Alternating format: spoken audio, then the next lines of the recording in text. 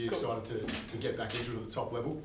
Yeah, I am. So it's actually fun to be out there playing waffle on the weekend and get the boys their first win for the year. It's been a long year for, I guess, the whole footy club. So to have a win on the Friday night and then Saturday night, it was a good little stepping stone for this weekend. How do you feel? Are you ready to play full game time, or do you need to manage minutes at AFL level?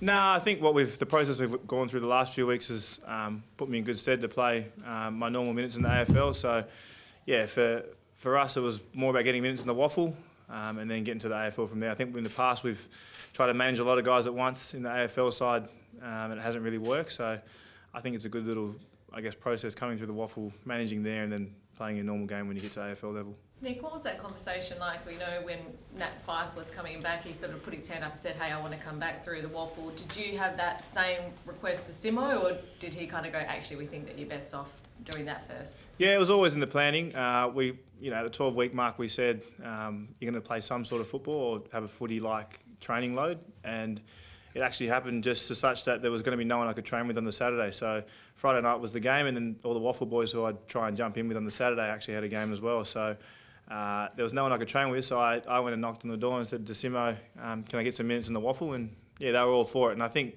like I said before, I think that's the process we should have going forward. If you miss 2 or 3 weeks, maybe jump straight back in. But when you've had a long-term injury, I think it just makes sense to get some minutes in the waffle and then work your way back to playing at AFL level. Do you think that it gave you a bit of confidence as well, missing so much football to get out there first before have been shoved in the AFL? Yeah, it always does. I think personally, not really, because I've done it probably too many times. But yeah, I think any player, it's good to get that little stepping stone. The waffle level is still pretty competitive and pretty hard, so it's no easy thing. There's guys out there trying to prove themselves, and they know a few AFL people are watching, so it's always a bit of, I guess, spirit in it. But yeah, I enjoyed it, and it's, like I said, it's set me up well to play this weekend. Was a huge challenge this weekend. Richmond last time, I think the Eagles played was a 109-point deficit in the end. Yeah. How's the feeling with you coming back in? Certainly a bit of manpower in the centre there's going to make a difference. Yeah, I think so. I think that's on the back of the boys' minds still. They beat us pretty convincing, like you said, here at home. So it's a whole new look team as well. I think that team that ran out against Richmond, a lot of the boys hadn't played in that game that are going to play this weekend. So in saying that, we know they're going really well. They always do start playing a lot of their best footy this time of year as well, leading into finals. So it's a tough challenge going over there to get a win at the G. We've only had a couple of wins this year, so it's one we really need to win and set us up for, I guess, looking into next year as well. How far away do you think you are from your playing kind of close to your best football this season? Do you think there's enough time kind of with the back end here to get back to your absolute best? Oh, I'm hoping this weekend I get back to my best. Yeah, the waffle was that trial, and the training I've put forward was to, I guess, get back to that. And I don't ever go out there playing half-assed at AFL level. For me, it's go as soon as I get out there.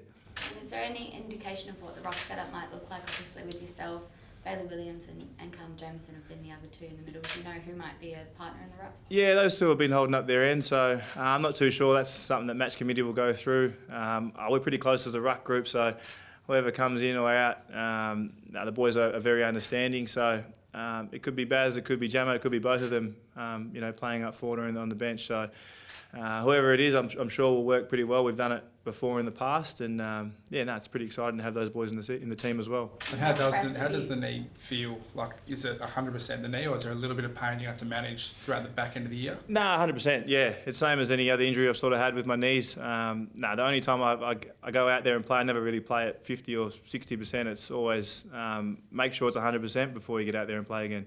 You were sort of looking a bit ginger at training yesterday. Is that just a matter of recovery from Saturday night and just working up the load during the week?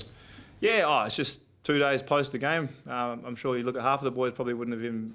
Normally that days we're indoors on the bike and stuff, but I decided to have a kick around. So I think you look at all the older boys in the team, the JKs, the Bungers and that, they're not really doing too much on the Monday or Tuesday.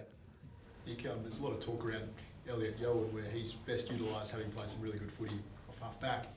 Do you like having him at his feet in the midfield there, or have you been impressed with what you've seen the last few weeks and happy for him to stay there? Yeah, Yo's finding some of his form again, and he's back to the Elliot Yo that we all know. He's that powerful beast, and I love having him on ball. And I know the talk has been around building him back up to play in the midfield, but I really like the look he gives us off half back. I don't know what Simo and that are saying. They're probably wanting to play a blend of both, but just his run and drive and using the footy, he's a fearless competitor. So whether I get him on board, it's probably a selfish thing. I want him in there, but I think that the look he gives us of half back is something different and something, he's been really good at in the past too. I think he's won an All-Australian at half back, so it's a perfect fit for him as well.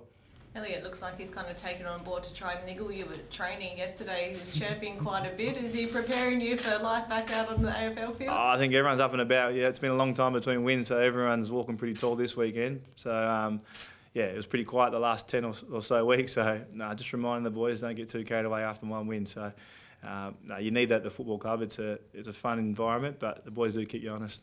And what has the mood been like? Obviously, both levels had a win. What's just the mood been like over the weekend and the start of the week? Yeah, it's been great. I think all the hard work, just the staff as well, all the coaches and all the strength and conditioning guys and people around the club, the fans, just to get that win. It doesn't take a weight off your shoulder. It just brings a bit of positivity around the place.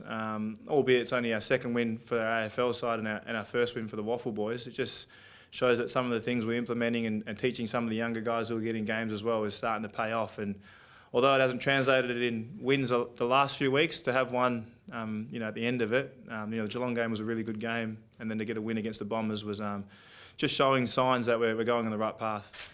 Those past 2 weeks have been pretty strong, and the side on paper now and on the field looks a lot stronger than it was the first half of the year. Can't make finals, but is there any extra incentive or motivation to maybe upset the apple cart for other teams you come up against and maybe shake the top 8 in that way? Yeah, 100%. I think that a lot of pride comes into it. So for us, it's we want to win as many games as we can in the back end of the year, and if that means making sure other teams can't make finals or it hinders some of their chances to get a double chance of finishing top 4, then we're going to go out there and do it. We've got a lot more senior guys in the team now. We've got a lot of guys back from injury, so we've got that solid structure of players that we probably have missed for the majority of the year. We've had a lot of changes, especially the first probably 10 weeks of the season. So, we'll look out to win, and we haven't really had any excuses all year, but now is probably more so to say there's no excuses.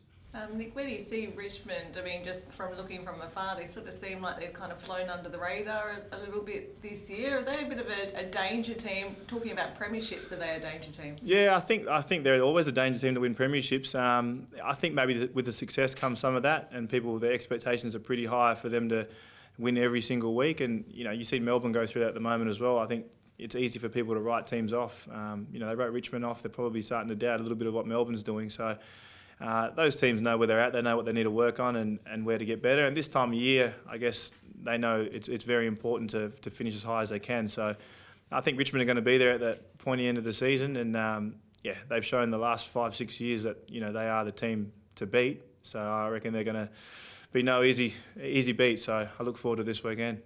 Nick, Luke Jackson's out of contract at Melbourne. Would you like to see him in an Eagles jumper if you wanted to make the move, mate? Big Lukey Jackson, yeah, obviously a West Australian boy. Spent a bit of time with him when he was here as well. I'd love to have him here at West Coast. I'm sure any team would love to have him in their team, but it's a tough decision for a young guy at such a successful club. But I'm just happy that football got him and basketball didn't get him in the end. Seeing that you've had some sort of connection in the past, would you maybe drop him a text or something, say, Will Golden looks pretty good, mate? Yeah, I think so. I think he saw his mate Travers get picked up in the NBA and he was proud of that. But he's got a flag. He's got a flag before I did. So he does keep in contact with Tex every now and then. But it's been enjoyable just watching him play his footy and thrive. Under Max Gorn, he's got a good tutor over there as well. So wherever he decides to go, or if he stays at home, he's going to have an amazing career. How have you seen Cal and Bailey's sort of development this year? Those two have come a long way. I think the majority of the experiences that the guys get at AFL level just only helps their development. So some guys don't really get that opportunity at some clubs, and those guys have probably missed out a fair bit over the last couple of years because there's been some senior rucks around them. But I think Bailey and Jamo have come a long way. They're still learning. They're still really young. At times we forget how young they actually are. Like, some of these boys are born in the 2000s, so it's we're quick to judge and say things about them, but they're still babies. So once they grow into their bodies, they become men, especially as ruckmen. I think they'll really develop and be some really powerful players for this football club. Do you think either of them are genuine outright rucks, or do they play forward ruck? What do you think? Yeah, it's a bit of a blend. I think they both play a bit of forward, and Jamo played in the wing as a youngster, so learning the ruck craft was tough for him. And then he played down back his first year here at West Coast. So the ruck craft is, I wouldn't say it's a dying art, but it's a hard one that's to teach, and especially if you've got a lighter frame, you've never really done it before. Those guys are still learning, and they've been up against some of the best rucks in the comp, some of the biggest boys who are over 200 centimetres, over 100 kilos every week. So it's taken a toll on them. So, I've been pretty proud of what they've done so far this year. In terms of locking away your own future, are you keen to sort of play some footy before you sort of go down that path, or where are you at there? Yeah, there's a few of us actually that are, I guess, out of contract this year. But for us, our mindset has been trying to get a win at the moment, trying to get the club a bit of success. So the club's been pretty good at looking after players in the past. So whenever that time comes, I'm sure a fair few of us will go and ask the question, and I think it'll just roll over, or it'll just happen. So no, it's never something that's at the front of our minds. It's all about the club's success first, and then our stuff the club will always look after us. Do you think from here it's a year-by-year prospect, or do you look to lock in something longer? Or? Yeah, I think so. I think anyone over 30 at this football club's mainly been a year-to-year thing, and it's the smartest thing to do. We'd all love to get 5-10 years, but I think that's for the younger boys, the Oscar Allens and the younger crew coming through. But we'll take what we can get if there's anything left over. Your name always gets thrown up, Nick, as someone with a bit of trade value, obviously suitability, but There's no value with older boys. could you ever see yourself not playing for West Coast? That's something you could ever envision? No, I think that's something the club will always have over me. They know I'm not going to leave home. I'm a Perth boy, and if I ever threaten to leave or go somewhere, they'll probably send me back to Fiji. So, I don't have some of the power that some of the Victorian boys have to say they can go home to those clubs. For me, West Coast have really looked after myself and my family over my whole life. So, I half owe it to them to stay and be loyal to West Coast. And they extend it. If not, I'm happy. They've given me so much in my life, and something I'm always going to be grateful for. And Jack Darling's 250 this year, just a short word on him.